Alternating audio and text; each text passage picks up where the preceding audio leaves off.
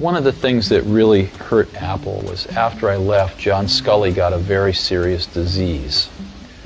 And that disease, I've seen other people get it too. It's the disease of thinking that a really great idea is 90% of the work.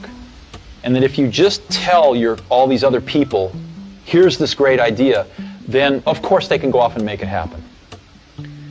And the problem with that is that there's just a tremendous amount of craftsmanship in between a great idea and a great product. And as you evolve that great idea, it changes and grows. It never comes out like it starts, because you learn a lot more as you get into the subtleties of it. And you also find there's tremendous trade-offs that you have to make. There are just certain things you can't make electrons do. There are certain things you can't make plastic do or glass do. And as you get into, or factories do, or robots do. And as you get into all these things, designing a product is keeping 5,000 things in your brain, these concepts, and fitting them all together in continuing to push to fit them together in new and different ways to get what you want. And every day you discover something new that is a new problem or a new opportunity to fit these things together a little differently. And it's that process that is the magic. And so we had a lot of great ideas when we started, but what I've always felt that a team of people doing something they really believe in is like when I was a young kid, there was a widowed man that lived up the street.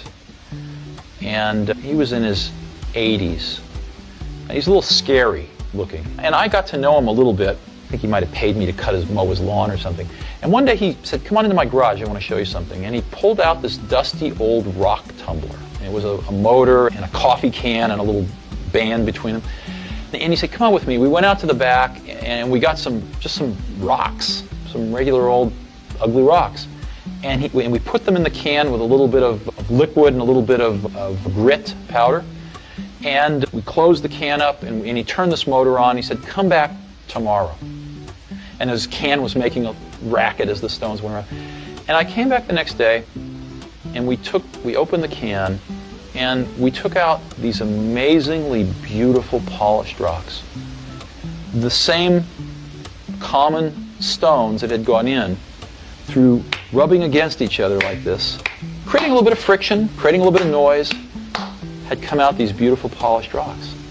And that's always been, in my mind, my metaphor for a team working really hard on something they're passionate about, is that it's through the team, through that group of incredibly talented people, bumping up against each other, having arguments, having fights sometimes, making some noise, and working together, they polish each other. And they polish the ideas, and what comes out are these really beautiful stones.